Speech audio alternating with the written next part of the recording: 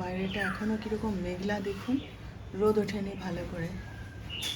এখনও গ্রিল গেটটা খুলিনি, বাইরে এখনও কেউ ঘুম থেকে ওঠেনি তো সেই জন্যে। আর দেখুন হালকা হালকা আলো ফুটছে। সকালবেলায় ঘুম থেকে উঠেছি যখন, কি মেঘলা চারিদিকে। এক কাপ চা আর বিস্কুট নিয়ে বসে বসে এই যে বাইরেটা দেখছি। বেলা হলে রোদ উঠে যাবে মনে হয়, দেখা যাক। এই যে দেখুন, আজকে তো বৃহস্পতিবার, এই যে মা লক্ষ্মীর পুজো করে উঠলাম। ডাক্তার সাহেব বলছেন সুন্দর লাগছে, একটা চুল পরিয়ে দাও আর একটু গয়নাগাটি পরিয়ে দাও, আরও ভালো লাগবে। এই আর আজকে না আমি আমার গোবিন্দেরও একটু অঙ্গরাগ করেছি জানেন।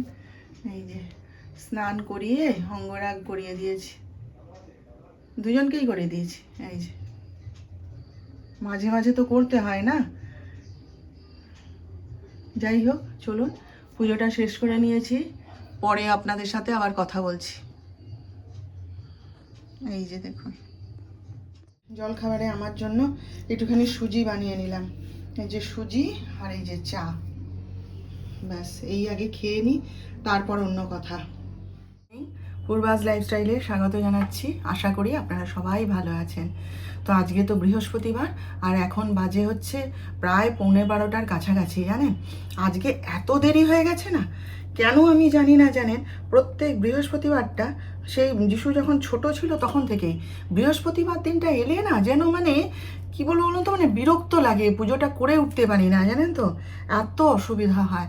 মানে যতক্ষণ আমি সকালবেলায় উঠে ঘরের কাজকর্ম করছি, এর জলখাবার করে দিচ্ছি, রান্নাঘর পরিষ্কার করছি, যা কিছু কাজ করছি, তখন কেউ আসবে না, কোনো অসুবিধা নেই। যেই চান করে পুজোটায় বসলাম, ঠিক বৃহস্পতিবার দিন কিন্তু, যেই চান করে পুজোটায় বসলাম, ব্যাস অমনি জ্বালাতন শুরু হয়ে গেল। মানে একটার পর একটা ফোন আসবে, এ আসবে, ও আসবে, সে আসবে, যেন মানে বিরক্ত করে মারে আমাকে জানেন তো। মানে কোনো রকমে পুজোটা শেষ করে উঠবো। অন্যদিন কিন্তু এরকম হয় না, আমি কেন জানি না। আগে আগে তো আমার মা বলতো, না তোর বাচ্চা ছোট, এখনো সময় হয়নি পুজো করার, সেই জন্যে। তো এখন কি বলুন তো, এখন কি এসব খাওয়া দাওয়া করে ঘর থেকে বেরিয়ে গেল, তো আমি ভাবলাম যে যাক তাহলে এবার আমি শান্তিতে পুজোটা সেরে নিই। ও বাবা, কেন হতে দেবে? ডাক্তার সাহেব এর মধ্যে চলে এলেন বাজার নিয়ে, দুধ এলো, কাজের মাসি এলো, তারপরে ফোনের পর ফোন, 3-4বার ফোন, সে যেন আমাকে পাগলা করে মেরে দিচ্ছে জানেন। তারপরে তো ডাক্তার সাহেব তো খেঁচানি খেলো একটা বেরোনোর আগে, সে বলছি পরে আপনাদের। তখন আমার রাগ হয়ে গেছে জানেন তো। পুজো করতে করতে 10বার ওঠা যায় বলুন তো? দিয়ে কোনো রকমে পুজোটা শেষ করে তারপর উঠলাম। এবার তখন পেট জ্বলছে, সকাল থেকে তো লিকার চা আর 2টো বিস্কুট খেয়ে কাজ করে যাচ্ছি, পেট জ্বলছে। এবার যদি মনে করুন উঠে বেলা হয়ে গেছে, আমি একটু চা বিস্কুট খেয়ে নিই বা কিছু খেয়ে নিই, তাহলে তো আমার হবে না। আমাকে তো ভারী কিছু খেতেই হবে, কারণ সুগারের ওষুধ খাবো, প্রেশারের ওষুধ খাবো, তাহলে আমাকে ভারী কিছু খেতেই হবে। এবার সে খাবারটা আমাকে করতে হবে, তারপর তো আমি খাবো। আর রাগটা উঠে যায়। তো এই জন্য তাড়াতাড়ি আগে আমি যা হোক রান্না পরে করব, দেরি হয় হোক, কিছু করার নেই। এরা তো সব জলখাবার খেয়ে গেল, তো মানে ডাক্তার সাহেব খেয়ে গেল, যিশু খায়নি। তা আমি একটু এই যে চা আর জলখাবার খেলাম, খেয়ে মাথাটা ঠান্ডা হলো, পেট ঠান্ডা হলো, আপনাদের সঙ্গে গল্প করতে বসেছি জানেন। তো যাই হোক, চলুন কাজ করতে করতেই গল্প করবো। আজকে আর বসে বেশি কথা বলার সময় নেই জানেন।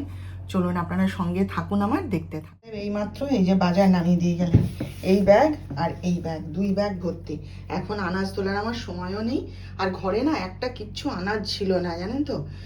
সেই জন্যে কালকে বলছি, বলে কি, আর আমি সকালবেলায় উঠে আগে তোমার বাজার করে দিয়ে যাব আর মাছ এনে দিয়ে যাব।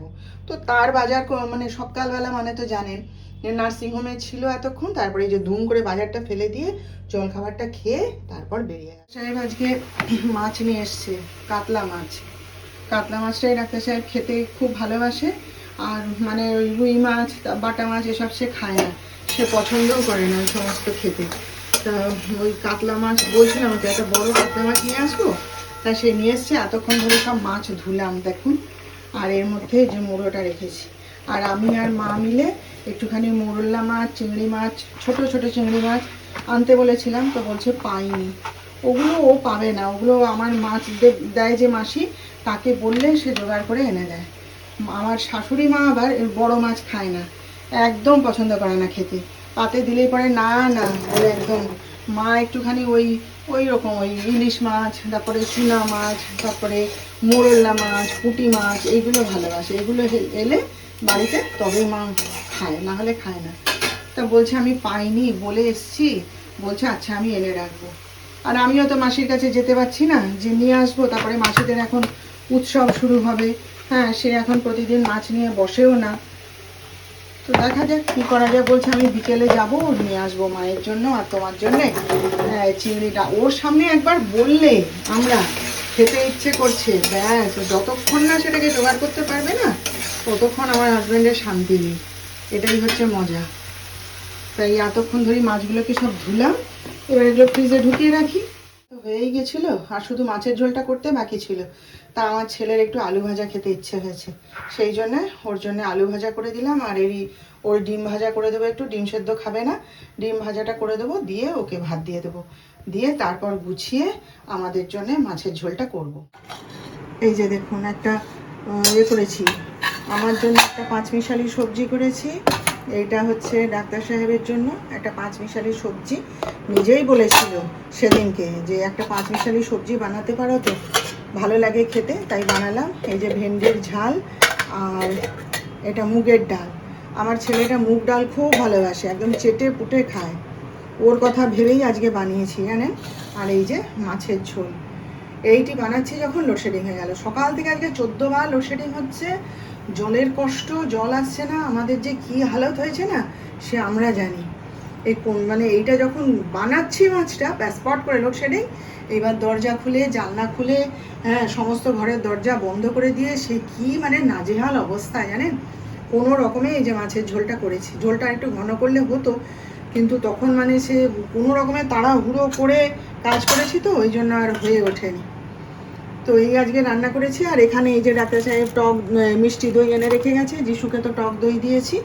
ব্যাস এই আজকে রান্না।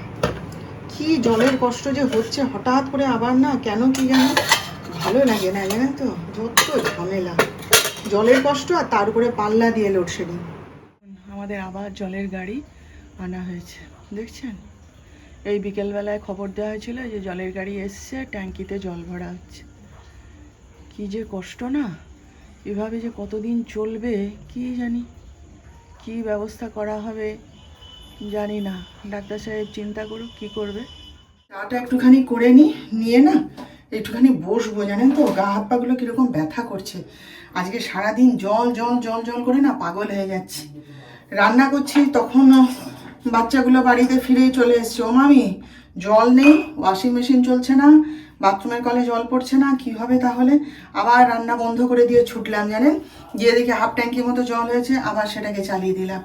তারপরে আবার আমি নিজে চান করতে যাচ্ছি। আবার যখন আমি বলছি না রান্না বান্না শেষ করে আরেকবার একটু চান করি, গরমকালে আমি করি, তো সে করতে যাচ্ছি, ব্যাস জল নেই। আবার জানেন সে একটুখানি জল ছিল, তাকে চালালাম, চালিয়ে সে তাদের কাজের লোক এসে কাজ করে গেল, আমি চান করলাম, ডাক্তার সাহেব এলেন, সেও গাটা ধুয়ে টুয়ে তারপরে আবার 4টে 4:30 সময় আবার ফোন করছে, মামি একটুও কি জল নেই? আমি না বাবা, আর এক ছিটা জল নেই, কী করবি কর, গাড়ি ডাক।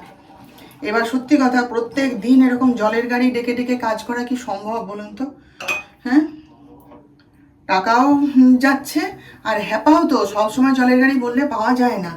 আমাদের গোটা পাড়াটায় যে কি লেগেছে না, কতজনের, আমাদের পাড়াতে তো কতজনের বাড়ির সামনে দেখি জলের গাড়ি দাঁড়িয়েই থাকে। এই যে আমাদের বড় চক্রবর্তী বাড়িটা, তার বাড়ির সামনে তো দেখি বড় জলের ট্যাঙ্কি দাঁড়িয়েই আছে।